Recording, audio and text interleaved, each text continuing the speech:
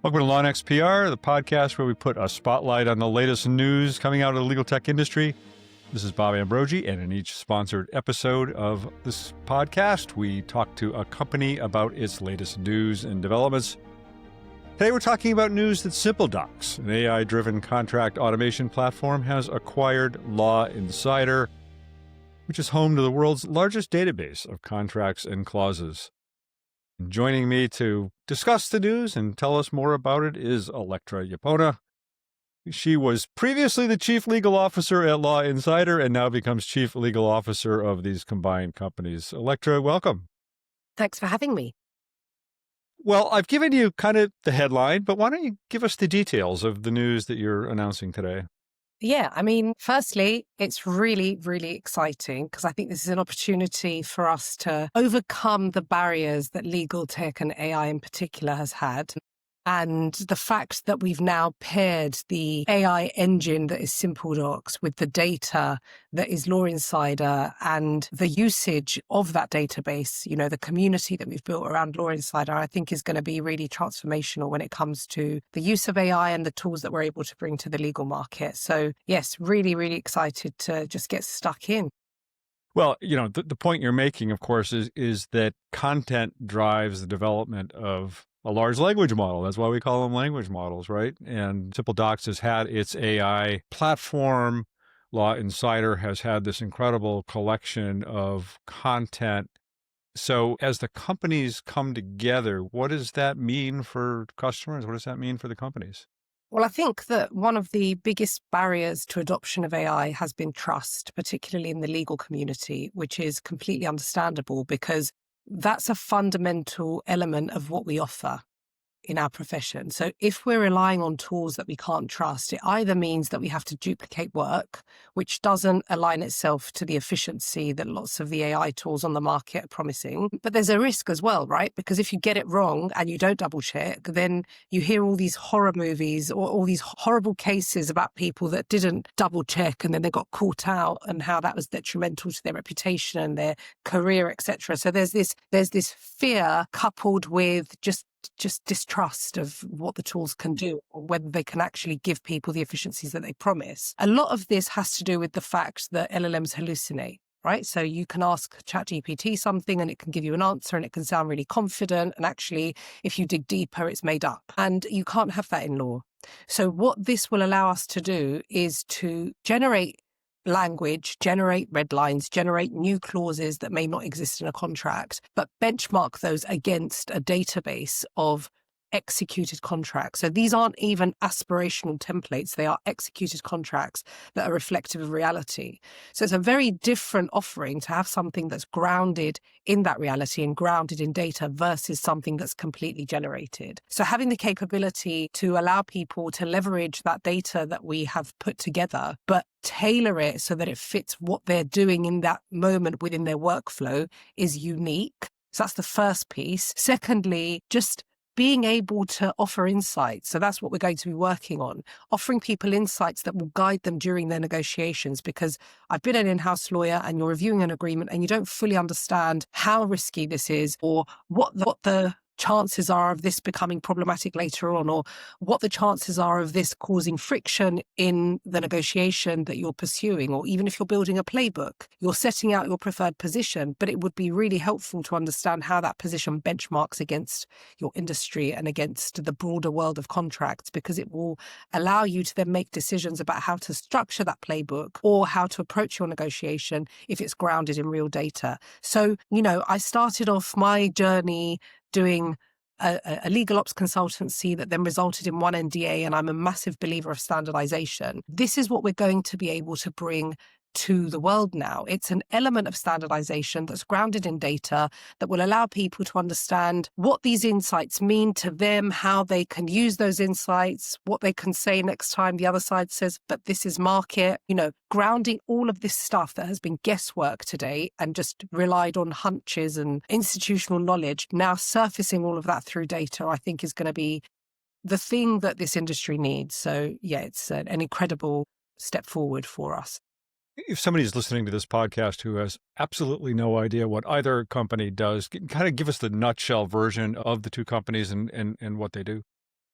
So Law Insider started 15 years ago, so it's not a new company. And what it does, or what it has always done, is collate public contracts that have been published online, take those contracts and store it in its database, but also break those contracts up into clauses so they become very usable. So when a lawyer is reviewing an agreement and they're looking for language to fit a non-solicitation clause in a specific industry, in a specific jurisdiction, they can access the Law Insider database and get that clause, copy it into their agreement, tailor it as needed. So we already have thousands of subscribers that buy into that database.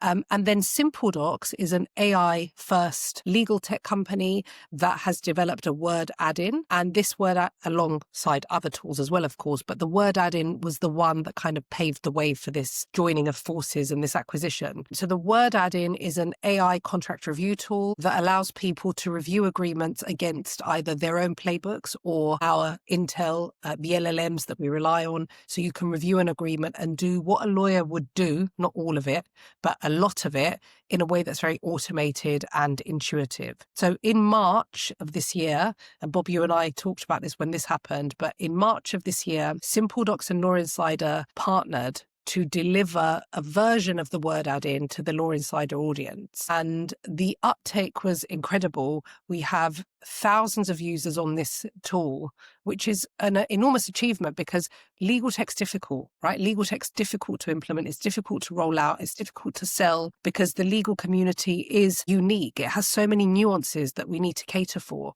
And so to see this uptake in such a short amount of time showed us that A, Law Insider is the right audience for this tool, and B, that people are very ready for tools that are going to streamline the way they work and take away some of the drudgery that we have to endure when we're reviewing contracts. So SimpleDocs, AI first, tech, Law Insider database, and community. And together, we're now building something that is much more holistic.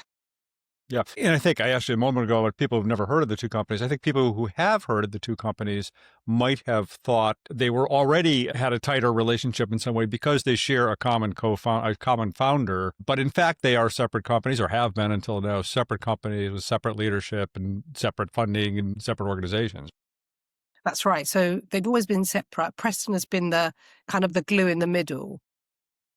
But we are distinct companies, distinct teams. So like any acquisition, we now have to do the actual merger of the two and to smooth it all over. So yeah, that's coming. Yeah. Given that it's SimpleDocs is acquiring Law Insider, what does this mean for current customers of Law Insider? How will things change? How will they stay the same? I mean, it will predominantly stay the same for them. Nothing will change. They will still have access to the same tools they always had, but now they have immediate access to tools that will allow them to streamline their whole workflow, not just one part of it, which is research. And they have had access to the Word add-in as well. We've also developed on the Law Insider side an AI assistant, which is a chat experience where you can use that to do search in a much more intuitive way, but also to generate documents. So that coupled with the Word add-in and also the access to the broader tools that SimpleDocs has to offer just gives people a more complete solution for all their needs, their legal contract. You formally joined Law Insider last year when it acquired 1NDA, as you alluded to earlier, the company that you started to develop open source contract standards. What happens now with that whole initiative involving and the further expansion of these open source standards? I mean, 1NDA is a really good indicator of what the market, or at least the segment of the market that believes in standardization and has kind of given its time to building out this initiative, what that market standard should be and what is fair and balanced. So we're going to continue pulling that community element and that standardization ideology, I suppose, across everything that we build. And the work that I did at 1NDA has been so useful when I've tried to build playbooks for the Law Insider add-in and the SimpleDocs Word add-in. So it's all connected. We will still continue promoting the standard. It still gets adoption every day. So every day we have new adopters, new downloads, and it's not like we're pushing it hard, but because of the network effects that these initiatives have, if I'm if I'm a one NDA adopter and I send it to the other side, it's an opportunity to spread the word about it. So we're seeing that network effect, and now it's kind of snowballing. So we'll see what we do with more standardization initiatives. I do wonder whether there's a way to take what we did and tie it more into the tools that we're building. Because when we did OneSAS, which was an initiative that we ran end of last year, early this year, we then took what we built with OneSAS and we created playbook rules. So now if you use our tool, the SAS playbook, the standard SAS playbook is based on one SAS. The standard NDA playbook is based on one NDA, and the standard DPA playbook is based on one DPA. So with the approach there was to start with a document, but I wonder whether we now start with the rules. So it's something that I'm thinking about a lot, and watch this space. Well, it's interesting that you talked about that as something you're thinking a lot about, because according to the press release, one of your responsibilities going forward will be to oversee development expansion of the company's legal engineering function. So I was kind of wondering what else you're going to be looking at, what else you're going to be thinking about in that role. Yeah. So, I mean, the legal industry, the legal profession was not taught to prompt, right? So when you're interacting with an AI tool, you don't always know how to make the best use out of it. So firstly, we need to develop products that are intuitive in that sense, but we also need to build internal muscle so that we can support people as they come through. Because again, just in terms of barriers to legal tech, and because I ran a legal ops consultancy previously and I helped with lots of tech implementation, I saw that firsthand. Other than trust, you also have adoption, and it's hard to get people to adopt your tools, but it's absolutely imperative. And I think the companies that have invested in that side of their business are the companies that are doing really well, because you understand that it's not easy for a legal team to take a tool and just roll it out the next day. That's not how it works. So we have to ensure that these tools are working as the lawyers need them. So when we talk about a legal engineering function, it very much means that I will support people to build out whatever workflows they need within our tool in order to make it work for them, including things like playbooks. If you have a preferred standards that you want to use, or if you have a set of rules that you've already documented, I can help pull those into the tool and make sure that they work for you as you need them to work, and just help with general implementation, adoption, and change management so that customers aren't unsupported during that process as well. So it's not just about the product, it's about the wraparound care that customers need as well. Now, you can correct me if I'm wrong, but those customers for SimpleDocs are primarily corporate legal, in-house legal departments. Law Insider has probably a broader customer base that goes beyond legal departments, law firms, and even probably small businesses and others. Will there be some effort to somehow expand, bring together these sort of various customer bases now as you go forward?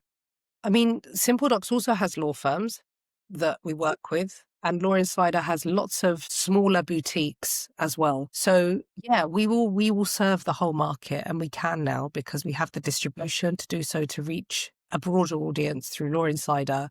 But we have the product and we have the infrastructure to support both law firms and in-house lawyers. So yeah, that's the plan. Electra, anything else that you would like listeners to know about this news that we haven't had a chance to talk about yet? I mean, I think it's just interesting to watch the development of the whole ecosystem and how it's progressing. I think that tying AI to precedent is the missing link, and being able to surface insights and negotiation guidance that is grounded in data rather than just AI is really the way forward for legal, because it builds that trust bridge that's currently missing. So yeah, very, very excited. Well, congratulations, and thanks so much for coming on the show today to tell us all about it. Thanks for having me. That's it for today's episode. You can find all of these episodes on YouTube. Just search for LawNext PR. Please subscribe if you like them, or leave a comment as well if you like them. You can also find all the episodes wherever you get your podcasts, or on the LawNext Legal Tech directory under the Resources tab. This is Bob Ambrogi. Thanks for being with us today.